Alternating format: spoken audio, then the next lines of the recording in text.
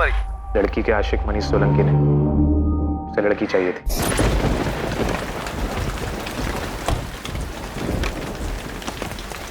क्या हुआ मनीष भाई, इतना अर्जेंट क्यों बुलाया? चर्चा के इंपॉर्टेंट काम है। एक गाड़ी को जरा चला कर दे कि इसकी हालत ठीक है या नहीं। पर क्यों, गाड़ी किसकी है? अरे यार तू सवाल बहुत करता है। ये ले चाबी, चला सब बताता हूँ बाद में।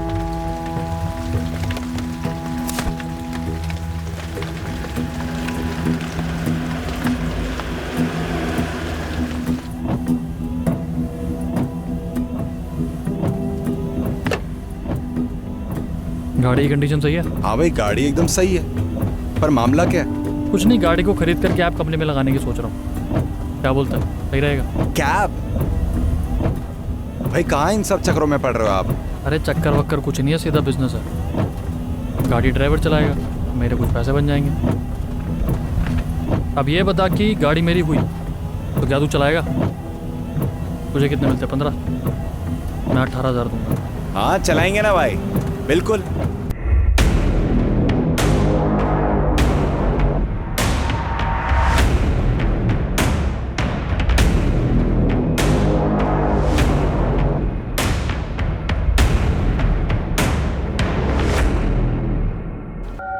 सुप्रिया अपना फोन देना दो। फोन की बैटरी खराब हो गई है, चार्ज ही नहीं हो रहा।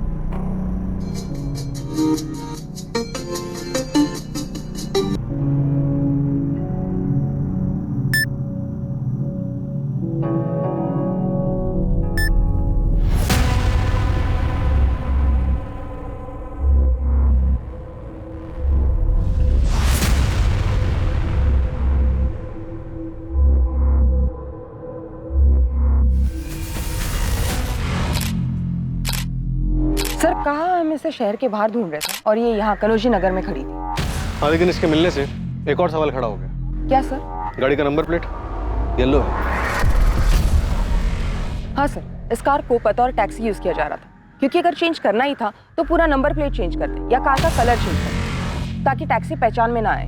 लेकिन विनोद ने जो गाड़ी के पेपर्स दिखाए थे उसमें कमर्शियल यूज के बारे में कुछ नहीं लिखा। लिखा था कि गाड़ी प्राइवेट। सर कहीं ऐसा तो नहीं कि गैरेज ओनर विनोद हमें घुमाने के लिए कोई कहानी बना रहा हो, ट्रांसफर सिर्फ एक बहाना हो, असल डील किसी और ही बात की हुई हो। और चलेगी ना? एन मौके पे धोखा तो नहीं देगी? अरे चलेगी, एकदम धाए से चलेगी। एक काम करो, आरटीओ से क्रॉस चेक करो कि गाड़ी का रजिस्ट्रेशन क्या था, और अगर सही निकले तो शहर में जितनी भी कैब कंपनीज हैं सबके साथ चेक करो कि ये गाड़ी किस कंपनी के साथ रजिस्टर्ड थी। सर आरटीओ ऑफिस से पता चला है कि गाड़ी का ट्रांसफर कमर्शियल यूज के लिए करवाया गया था, परमिट लीगल है। एक प्राइवेट कैब कंपनी है राइट कैब्स, मनीष की कार वहीं पर रजिस्टर्ड थी। मैंने सारी डिटेल्स रागिनी को दे दी।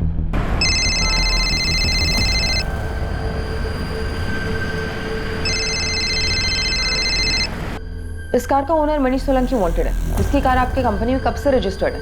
मैडम जनवरी 2019 से रजिस्टर्ड थी, पर इसकी लास्ट एंट्री 20 मार्च 2019 की है।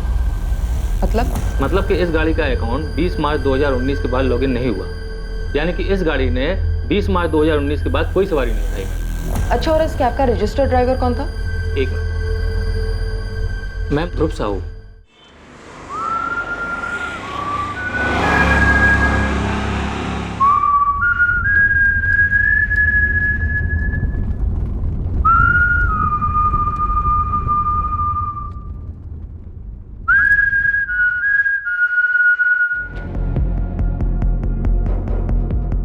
The number you have called is currently switched off. Please try again later. Thank you.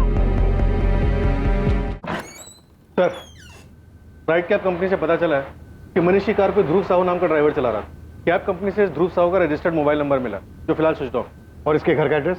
Sir Ragini गई है वहाँ टीम लेके।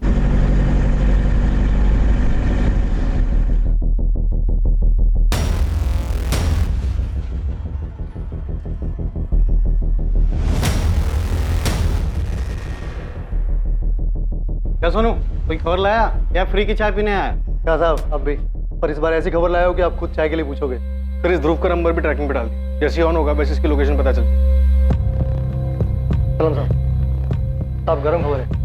मुझे डबल मर्डर की सुपारी थी ना, उसके बारे में पता चल गया। क्या पता चला, किसने उठाई थी सुपारी? अब मुझे कॉल आया था, उसने बताया कि उसे सुपारी उठाने वाले के बारे में तो नहीं, लेकिन सुपारी देने वाले के बारे में पता था। बात को घुमा मत, सीधे सीधे बोल, क्या बताया उसने? हाँ, हम लोग सही सोच रहे थे, मामला प्यार का है। मुझे लड़का मरा है ना आशाद, उसके नाम की सुपारी उठी थी। और जो लड़का गायब है मनीष, सुपारी उसने दी थी, वो अरशद को मरवाना चाहता था सर। किसने दी सुपारी? लड़की के आशिक मनीष सोलंकी ने। उसे लड़की चाहिए थी। और ये खबर देने वाला कौन है? साहब नाम तो नहीं बताया उसने। सोनू, अपने नेटवर्क को और टाइट कर। किसी भी हालत में मुझे मनीष सोलंकी चाहिए। छोटी से छोटी बात को भी नजरअंदाज मत कर। नहीं, ये खबर क्यों आई हमारी? वो भी इतने खुफिया तरीके से। हाँ सर, वो भी ऐसे सोनू को फोन करके खबर देना। इस खबर पे हम ऑलरेडी इन्वेस्टिगेट कर रहे हैं। मुझे लगता है सोनू को कॉल करने वाला ये जानता होगा कि हम भी मनीष को ढूंढ, और हमें भी यही लगता है कि सुप्रिया और असद को मनीष ने अपनी दीवानगी की वजह से मारा। फिर खबर देने के लिए इतनी मेहनत। बात कुछ और ही है। हमें सिर्फ गुमराह किया जा रहा है, या ऑलरेडी हम किसी गलत रास्ते पर चल रहे हैं और कॉल करने वाला यही चाहता है कि हम इस रास्ते से हटे नहीं। हम बस इसी थ्योरी के इर्द गिर्द घूमते हैं। असल बात जो है वो हमारे जहन में ही ना है। अब तक ये मनीष, सुप्रिया और असद की कहानी, कहीं ऐसा तो नहीं है कि कोई और नाम भी है इस कहानी में जिसे हम नजरअंदाज कर रहे हैं, कुछ छूट रहा है हमसे?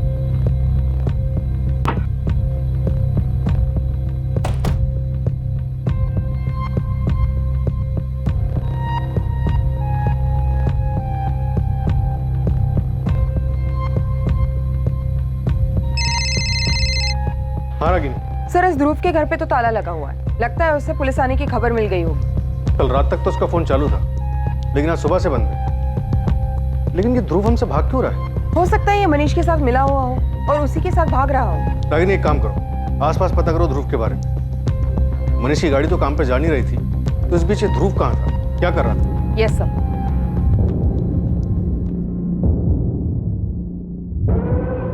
ध्रुव साहू को जानते हो, तुम्हारा पड़ोसी? जी मैडम, क्या हुआ? इस वक्त कहाँ मिलेगा, कुछ पता है? मैडम, इस वक्त तो वो काम पर होगा। कहाँ काम करता है? ध्रुव ड्राइवर है, पास में पीके एंटी ट्रेवल एजेंसी है, तो उनके लिए गाड़ी चलाता है। ध्रुव साहू कहाँ मिलेगा? ध्रुव? क्यों, क्या हुआ मैडम? उसने कुछ किया है क्या? यही तो पता करना है। ध्रुव कहाँ है? जी, परसों रात को एक सवारी को लेकर मुंबई गया था। वैसे तो आज सुबह तक उसे वापस आ जाना चाहिए था, पर जब मैंने उसे फोन किया तो उसका फोन ऑफ था। मुझे लगा थोड़ी देर में आ जाएगा। उसके जाने के बाद कोई कांटेक्ट, कोई फोन वगैरह? नहीं मैडम, सवारी को छोड़ने के बाद उसने कल सुबह मुझे फोन करके बताया था। उसके बाद से कोई बात नहीं हुई और मेरे भी दिमाग से निकल गया। पर मैडम, आप लोग उसे ढूंढ क्यों रहे हो? ध्रुव परसों रात मुंबई के लिए निकला था, उसके बाद उसका कुछ भी पता नहीं। वो टूर्स एंड ट्रैवल्स के ओनर अभय ने ध्रुव से आखिरी बार बात कल सुबह की थी। इसकी कॉल डिटेल्स रिपोर्ट क्या कहती है? तो ध्रुव की लास्ट लोकेशन मुंबई में जोगेश्वरी एरिया थी, दोपहर 12 बजे तक। उसके बाद उसका फोन स्विच ऑफ है। अगर ध्रुव अपने क्लाइंट को लेकर मुंबई गया था, तो इसका मतलब साफ है कि मनीष ध्रुव के साथ तो नहीं है। लेकिन अभी तक मनीष और टैक्सी के बीच का मिसिंग लिंक ये ध्रुव ही है। इस ध्रुव का हमारे लिए मिलना बहुत जरूरी है। ध्रुव के घर के बाहर एक कांस्टेबल तैनात है। पीकेएनडी ट्रैवल्स की दुकान पर भी निगरानी रखी है और उसका फोन तो ट्रैकिंग पर है ही। तो ध्रुव के वापस आते हमें पता चल जाएगा। मेरा मनीष कोई खून कर ही नहीं सकता, वो कोई गलत काम नहीं कर सकता। बेटा है वो मेरा, बहुत अच्छी तरह से जानती हूँ मैं उसे। क्या हम सच में मनीष को जानते हैं लता? हाँ? मैं उसके लिए पुलिस से लड़ता रहा, कहता रहा कि हमारा बेटा कभी कुछ गलत नहीं कर सकता, हमें विश्वास है उस पर। आज पता चल रहा है कि वो हमसे झूठ बोलता रहा। MBA कोचिंग के नाम पर हमसे 2 लाख रुपए लिए और उसकी गाड़ी खरीदी। एक लड़की को प्रपोज किया और उसके इनकार करने के बाद भी उसके लिए ज्वेलरी खरीदता है। और अब जबकि उस लड़की की लाश मिली है तो पुलिस कह रही है कि मनीष ने उसका मर्डर किया। उस लड़की सुप्रिया और उस लड़के असद का। तुम भी कहोगे कि हम मनीष को जानते हैं? बोलो लता, बोलो बोलो, हम मनीष को जानते हैं। पापा देखिए, अब हिम्मत मत हारिए और हम अभी किसी नतीजे पर नहीं पहुंचते। आनंद, उसे रातों रात 10 लाख रुपए चाहिए। हमने मनीष से कभी सवाल नहीं किया, लेकिन करना चाहिए था। तुमसे 1,30,000 रुपए लेकर वो फरार है और हमारे पैसों पर वो अपने जुर्म से भाग रहा है।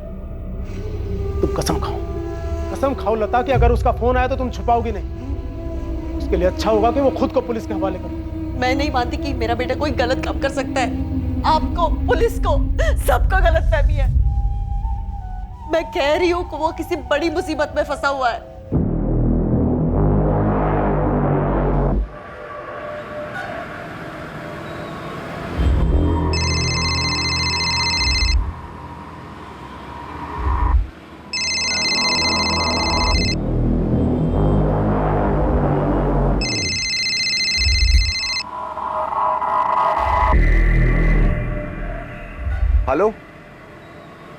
हाँ फोन बंद था, चार्ज किया तो ऑन किया अभी। पुलिस? हाँ अहमदाबाद के बाहर ही हूँ।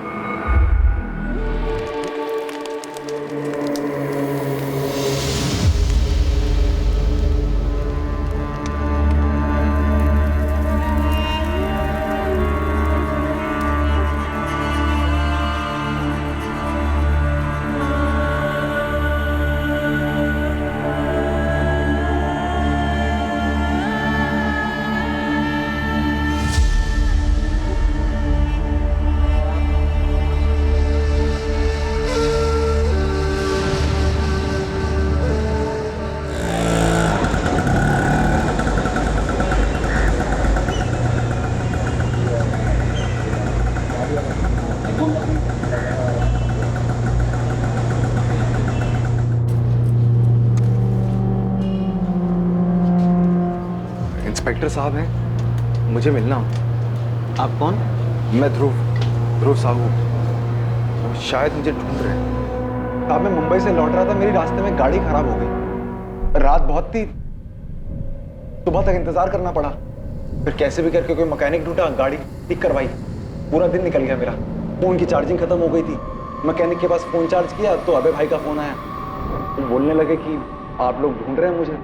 सीधी गाड़ी खड़ी करी मैं और यहाँ पर आ गया आपके पास। तेरी गाड़ी सच में खराब हो गई थी या फिर भागने की फिराक में था? साहब मैं क्यों भागने लगा, गाड़ी सच में खराब हो गई थी, नहीं तो मैं सुबह पहुंच जाता यहाँ पर अहमदाबाद में। पर साहब हुआ क्या है, मुझे क्यों ढूंढ रहे थे आप? मनीष सोलंकी कहाँ है ध्रुव? क्या हुआ? क्यों गया? सब पता है हमें, मार्च तक गाड़ी चला रहा था तो उसकी। हाँ साहब मैं मनीष की गाड़ी चला रहा था, पर जैसा कि आपने बोला मार्च तक, उसके बाद मुझे नहीं पता वो कहाँ पर है। आखिरी बार कब मिला था मनीष से? कुछ 3 महीने पहले, जब मैं गाड़ी खड़ी करने गया था उसके यहाँ पर।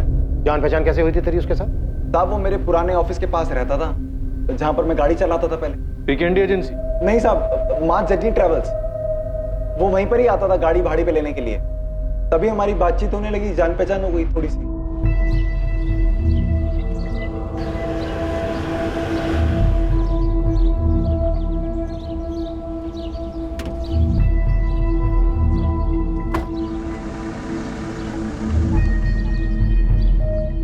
अच्छा, तो बस ऐसे ही आते जाते तेरी जान पहचान हो गई उसके साथ और उसने अपनी गाड़ी थमा दी तेरे हाथ में चलाने। सिर्फ आते जाते नहीं साहब, दरअसल मनीष टैक्सी चलाने के बारे में काफी कुछ जानना चाहता था। बस उसी चक्कर में हमारी बहुत सारी बातें होने लगी। दिन का कितना कमा लेते हो? अपनी गाड़ी ने भाई, नौकरी करता हूँ, 15,000 बन जाता महीने का। यानी हर दिन का 500? हाँ। और मालिक कितना कमा लेता है इस टैक्सी से? मोटी रकम ही कमाता होगा भाई, पता नहीं कितने कमाता है। फिर भी कोई अंदाजा तो होगा? अभी यार 15,000 रुपए मुझे देता है वो, 20,000 पकड़ लो तुम पेट्रोल और मेंटेनेंस का। अब आदमी 35,000 रुपए खर्च कर रहा है तो 35-40 तो बचता ही होगा उसको ऊपर से। 40,000 का प्रॉफिट? हाँ भाई इतना तो बनता ही होगा, नई गाड़ी खरीद के धंधे में लगाना क्या फायदा है ना। तुम क्यों पूछ रहे हो? नहीं बस ऐसे ही। तब उस दिन तो कुछ नहीं बताया उसे, पर कुछ दिन बाद फोन करके गैराज में बुलाया।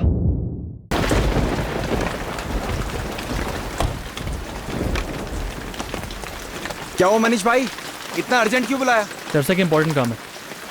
एक गाड़ी को जरा चला कर दे कि इसकी हालत ठीक है या नहीं। पर क्यों, गाड़ी किसकी है? अरे यार तू सवाल बहुत करता है। ये ले चाबी, चला सब बताता हूँ बाद में।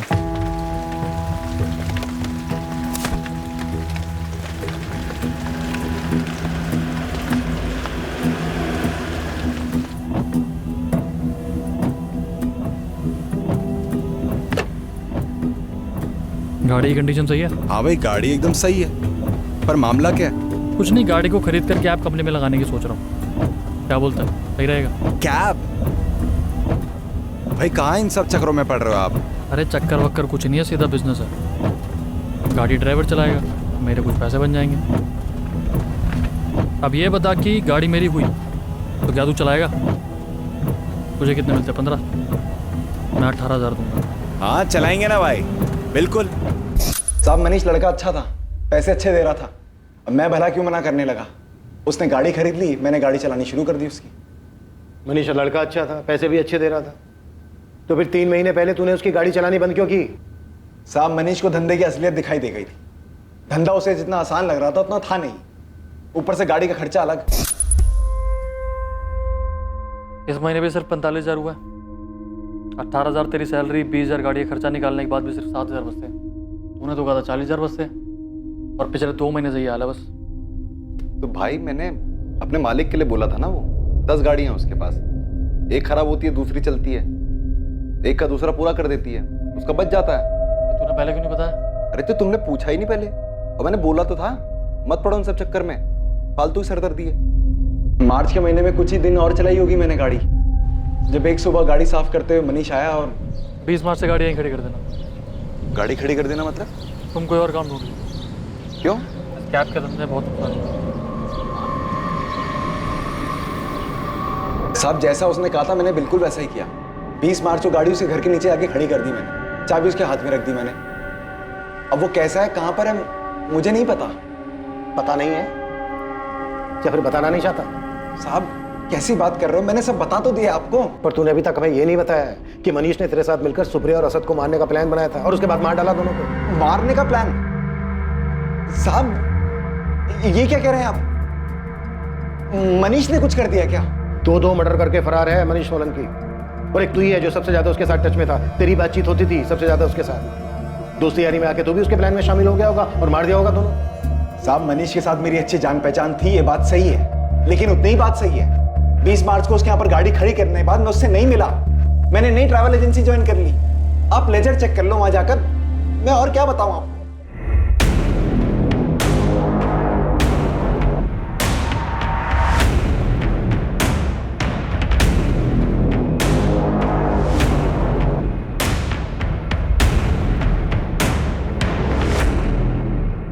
ये केस दिन पे दिन घूमते जा रहा है, इसका कोई एंड ही समझ नहीं आ रहा। सर अभी तक तो ऐसा लग रहा था सब कुछ मनीष का किया था। उसी ने असद को मारने की सुपारी निकलवाई और उसके बाद अपने घर वालों से जितने पैसे हो सके वो लेकर फरार हो गए। अगर सुपारी निकली तो किसी ने तो उठाई होगी। हम ऐसी थ्योरी पे काम नहीं कर सकते, पुख्ता चाहिए हमें। सिंह, सोनू और बाकी खबरियों को बोलो कि मुझे जल्द से जल्द सुपारी उठाने वाले का नाम चाहिए।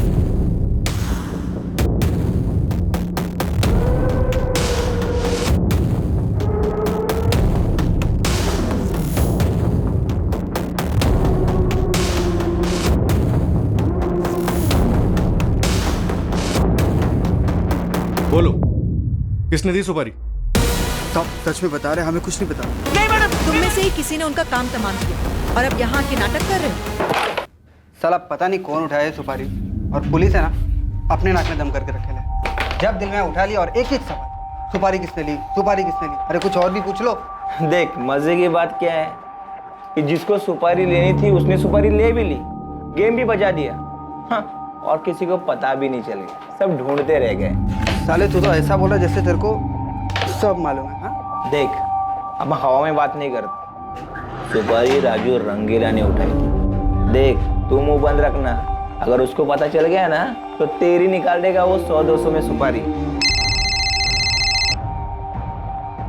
हाँ सोनू बोल, नाम मिला? नाम भी मिला और पता भी। साहब लगता है इस बार अपना काम हो जाएगा। जल्दी बोल।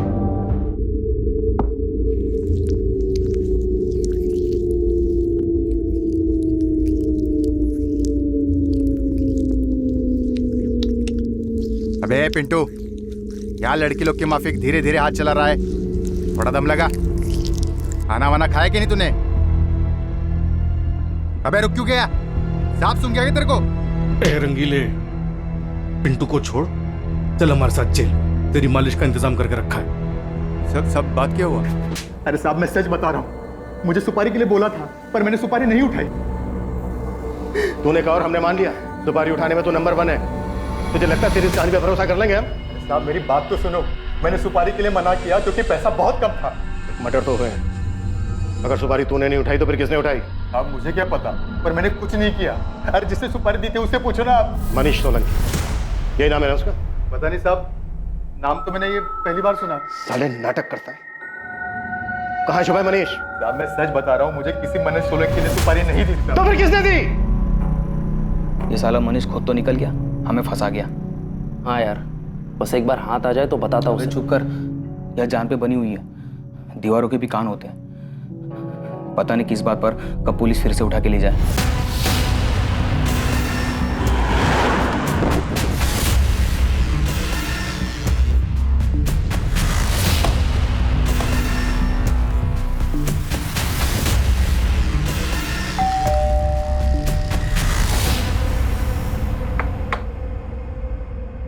इतने दिनों से ड्रामा कर रहे थे हमारे सामने, अब बताओ अकेले किया?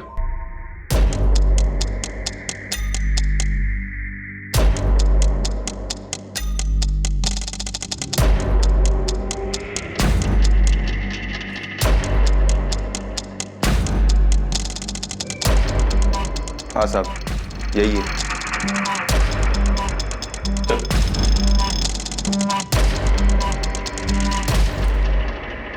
चल अब बोलना शुरू कर दे। अगर तेरे इस ड्रामे की वजह से मेरा सर घूम गया ना, तो बेटा बोलने के लायक नहीं बचेगा तू। सुप्रिया ने हमारे परिवार की नाक काटने की ठान ली थी, इसलिए उसे मारने के अलावा मेरे पास और कोई चारा नहीं था। और उसका जुर्म यह था कि उसका एक लड़के के साथ अफेयर था, किसी दूसरे धर्म के लड़के के साथ अफेयर था, इसलिए मरवा दिया दोनों को। चल बैठ। अब बता क्या क्या हुआ था डिटेल में, सब कुछ। छुट्टियों में सुप्रिया राजकोट आई हुई थी, और फिर एक दिन सुप्रिया अपना फोन देना था। फोन की बैटरी खराब हो गई है, चार्ज ही नहीं हो रहा।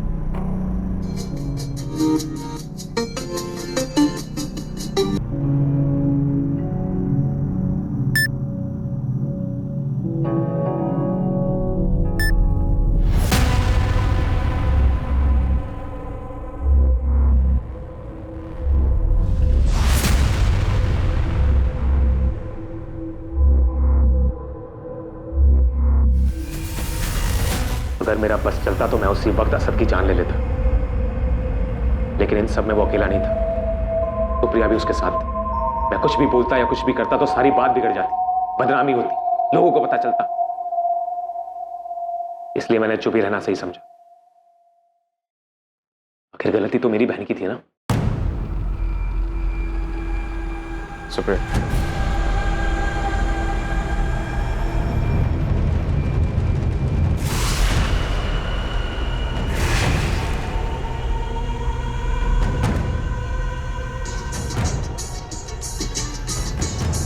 मैंने किसी को कुछ नहीं बताया, और अगले दिन काम का बहाना बना के मैं अहमदाबाद आया और असद के बारे में पता करने लगा। असद का रूटीन पता करने के बाद उसे सिर्फ मारना बाकी था।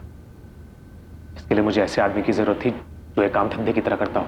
राजू रंगीला कैसे पहुंचा उस तक? मैं अक्सर ऊपर की कमाई करने के लिए बैटिंग किया करता था, और राजू रंगीला के जरिए मैंने अक्सर कई बार बैटिंग की। वहीं से उसे जानने लगा और उसके काम को भी। और असद को मारने के लिए मुझे राजू रंगीला से बेहतर आदमी नहीं मिल सकता था, इसलिए उसे कांटेक्ट किया।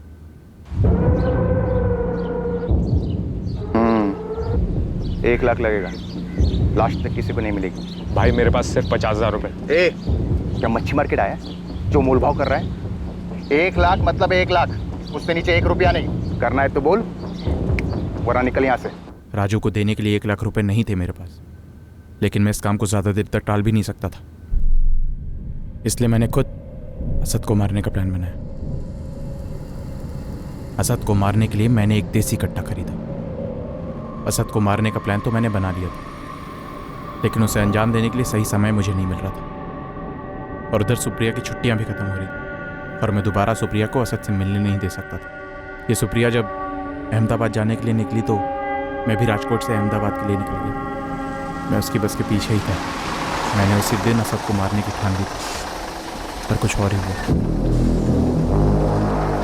जब मैंने सुप्रिया को अहमदाबाद पहुंचने से पहले ही बीच रास्ते में उतरते हुए देखा, मुझे पहले तो कुछ समझ नहीं आया,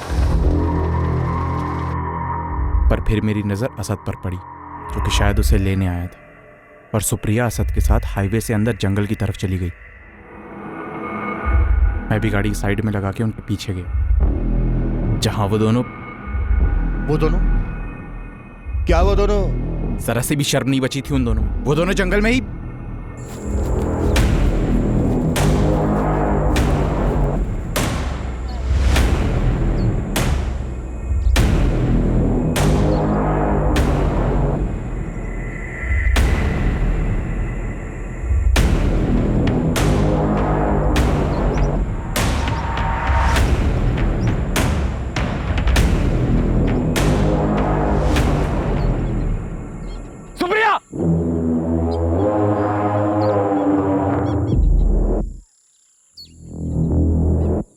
शर्म नहीं आई? अरे शर्म नहीं आई ये सब करते हुए?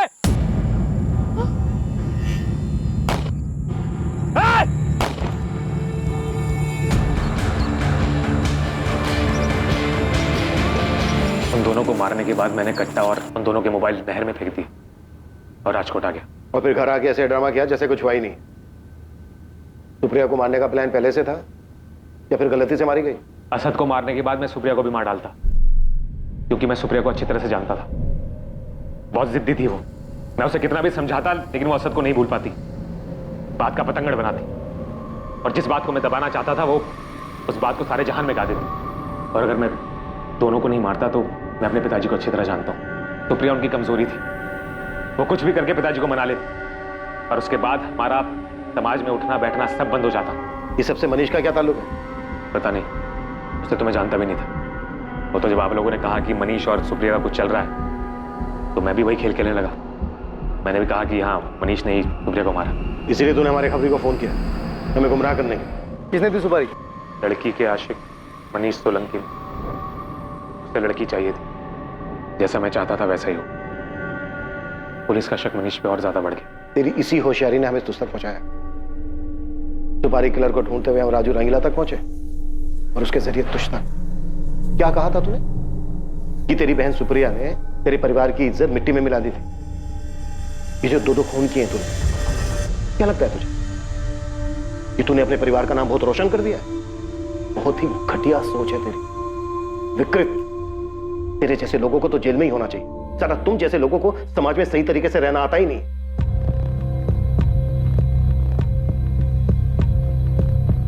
अगर मनीष का सुप्रिया और असद के मर्डर से कोई ताल्लुक नहीं है तो फिर किस चीज से भाग रहा है वो? उसका 10 लाख रुपए मांगना, झूठ बोलना, अलग अलग एटीएम से पैसे निकालना, आखिर किस कांड में फंसा हुआ है? सर, मनीष की फैमिली की माने तो मनीष आरोपी नहीं, विक्टिम है। हमें इस केस को एक अलग नजरिए से देखना होगा। मनीष से जुड़ी हुई एक एक डिटेल्स बारीकी से पढ़ो, एक एक छोटी छोटी चीज, कोई ना कोई सबूत, कुछ ना कुछ तो ऐसा है जो हमसे छूट रहा है। मैं कह रही थी ना आपसे, मेरा मनीष कभी किसी का खून कर ही नहीं सकता, लेकिन आप सब उसे गलत मान बैठे थे। उसे कभी क्रिमिनल, कभी खूनी, पता नहीं क्या क्या कहते थे। फिर मनीष है कहां? अभी भी वक्त है, कुछ कीजिए ना, मेरे बेटे को बचा लीजिए ना।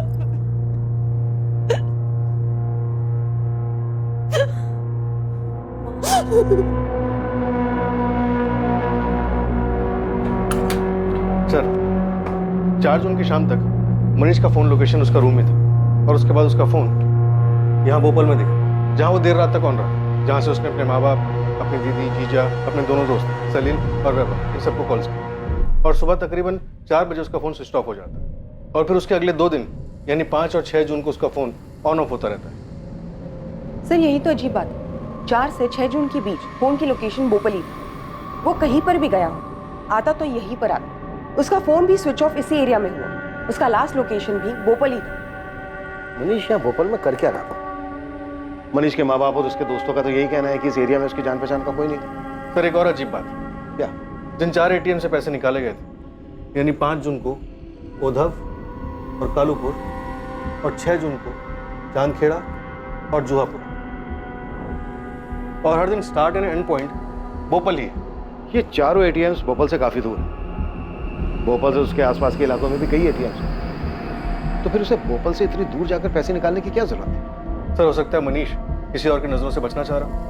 हाँ, लेकिन मुझे लगता है कि इन चारों एटीएम की लोकेशन हमारा ध्यान भटकाने के लिए चुनी, ताकि हमारा ध्यान इन एटीएम की लोकेशंस पर रहे और मेन लोकेशन भोपाल पर हमारा ध्यान ही ना जाए। एग्जैक्टली।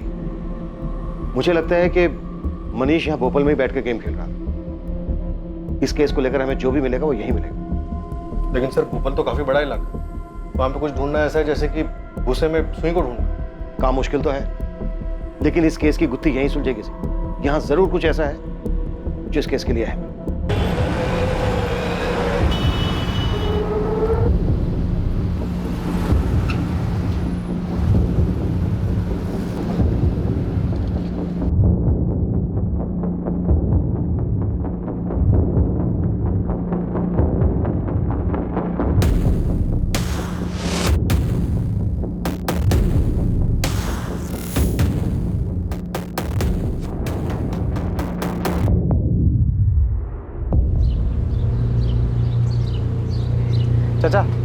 चाय कड़क। हाँ और पानी कम। ठीक है बब्बर, ये मिला के तेरे पुराने हिसाब के 1128 रुपये हो गए। चाचा ये रखो, बाकी एडवांस में जोड़ लेना। बड़े पैसे आ गए हैं तेरे पास बब्बर, कोई लॉटरी वोटरी लगी है क्या? लॉटरी मेरी नहीं, विकास की लगी है, उसी से उधार लिया है। उस फुक्कड़ विकास की लॉटरी लगी है? कहाँ चला गया वो? पिछले 2 हफ्तों से मुंबई गया। फैक्ट्री का काम का छोड़ दिया क्या?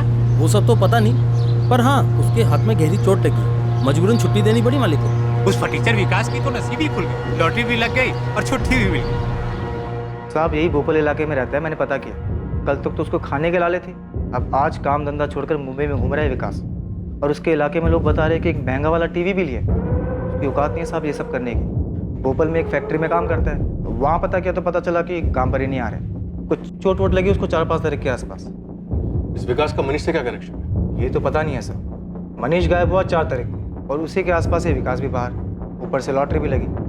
अंधेरे में तीर है साहब, अब याद देख लो कि ये तीर आपके निशाने पर है या नहीं। इस विकास का नंबर दे मुझे। सर, विकास का फोन फिलहाल अनरीचेबल है, लेकिन उसका फोन लोकेशन रिकॉर्ड एक इंटरेस्टिंग कहानी बता रहा है। सर, विकास का फोन 4 से 6 जून के बीच भोपाल में था। इतना ही नहीं सर, जब मनीष का फोन लोकेशन ओधव, जुआपुरा, कालूपुरा और चांदखेड़ा के एटीएम के पास था, इस विकास का भी सेम था, ठीक उस टाइम पर जब एटीएम से पैसे निकाले। इसका मतलब यह भी हो सकता है कि मनीष की जगह पर विकास गया वो पैसे निकालने एटीएम से, या फिर ये विकास भी मनीष के साथ हो। सर, खबरी राजन के हिसाब से इस विकास की कदकाठी मनीष से काफी मिलती, लेकिन सर हमारे काम की बात ये नंबर, इस नंबर पे विकास रेगुलर टच में था। ये बहुत शातिर समझता है अपने आप। ये शुरू से ही मनीष के करीब था, अब मनीष तक हमें यही पहुंचाएगा। उठा गिलास साले को।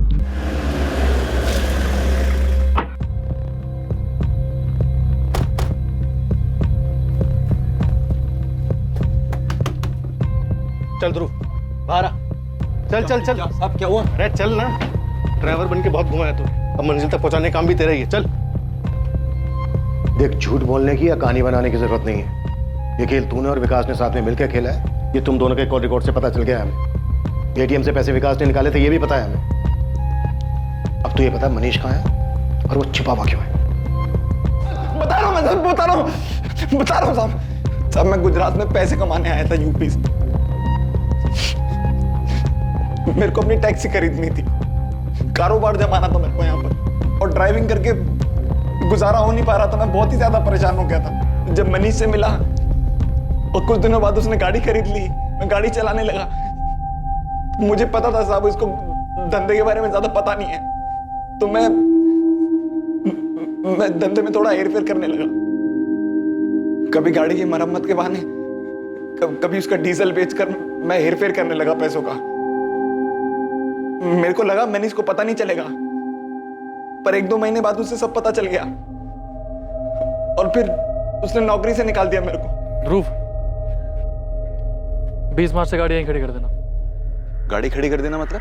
तुम कोई और काम ढूंढ लो। सब पैसे की बहुत जरूरत थी मेरे को, और मनीष ही दे सकता था मेरे को पैसे।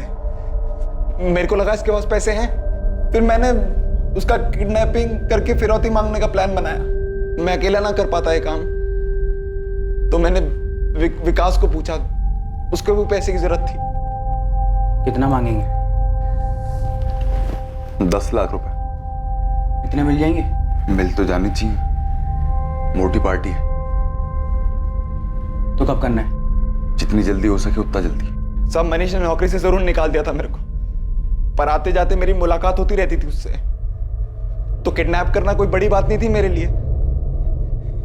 बस झांसा देना था कैसे भी करके। अरे चलो ना तुम भी, बर्थडे दोस्त का, पार्टी वार्टी करेंगे। तेरे दोस्त को मैं थोड़ी जानता हूँ, मैं क्या करूंगा वहां आगे? अरे तो बैठोगे ना यहाँ पर, वहां चल के बैठ लेना। मैं विकास की बर्थडे पार्टी का बहाना बनाकर मनीष को भोपाल ले आया विकास के घर पर। कैसी लगी पार्टी? भाई बढ़ते में तो मजा आ गया। मेरा हो गया। अरे ले लो। बस बस।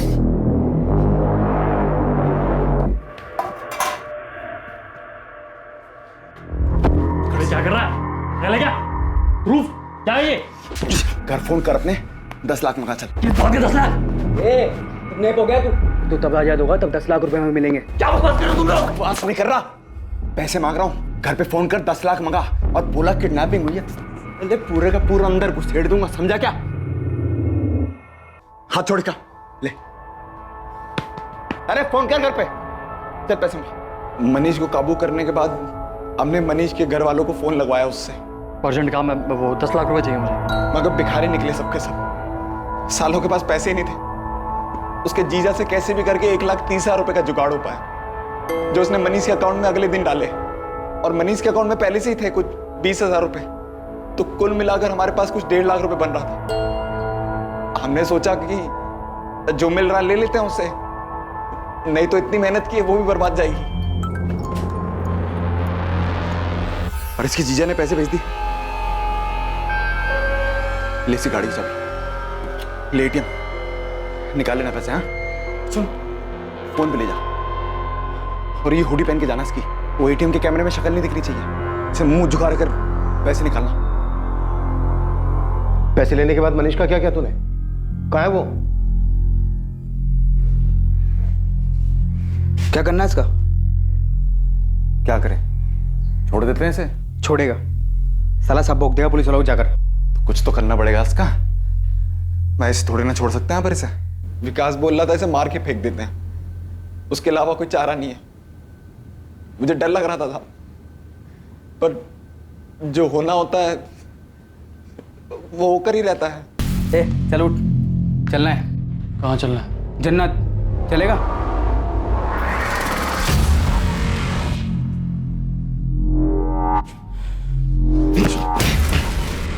साले, मेरे साथ धोखा किया तुम लोगों ने।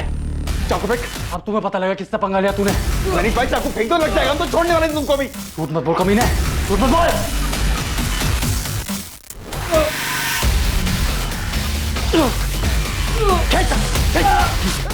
साले, ये थाली में खाया उसमें छेद किया तूने। भुगतोगे साले, भुगतोगे तुम। भाई चाकू फेंक दो।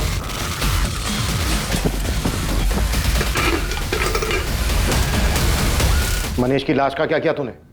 हमने उसकी लाश को पास के जंगल में ले जाकर दफना दिया।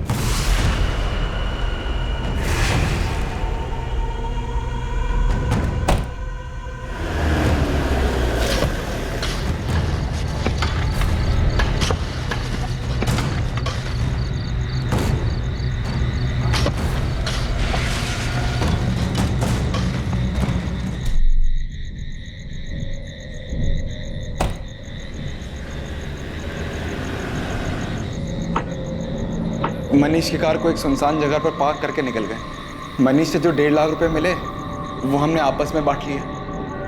अगर मेरे को पता होता ना कि मनीष के पास पैसा नहीं, मैं कभी नहीं करता साहब ये। सच बता रहा हूँ, गलती से हो गई। तेरी इस लालच की वजह से एक नौजवान लड़के की जान चली गई, और वो भी उसकी जिसने नौकरी दी थी तुझे, भरोसा करता था तुझ पर। और तू ये गलतफहमी का नाटक कर रहा है। अगर मनीष की जगह कोई और होता ना, उसके साथ में तू यही करता, क्योंकि तेरी फितरत में ही धोखा है। तेरे जैसे लोगों की वजह से लोगों का इंसानियत में से भरोसा उठ गया है।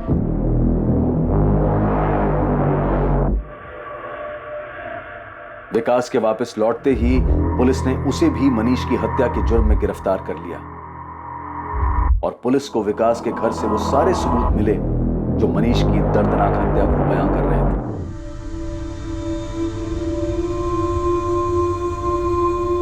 जहां एक तरफ मनीष के परिवार वालों को यह स्वीकार करने में बहुत मुश्किल हो रही थी कि किसी और के लालच के अंधेपन की वजह से उनके बेटे की हत्या कर दी गई थी, वहीं किशोर को यह यकीन ही नहीं हो पा रहा था कि उनके अपने बेटे सतीश के अंदर भरे जहर की वजह से उनकी बेटी सुप्रिया उनसे दूर हो गई। और तीसरी ओर सतीश की दकियानूसी सोच के कारण असद के परिवार ने अपनी इकलौती उम्मीद, अपना बेटा खो दिया था।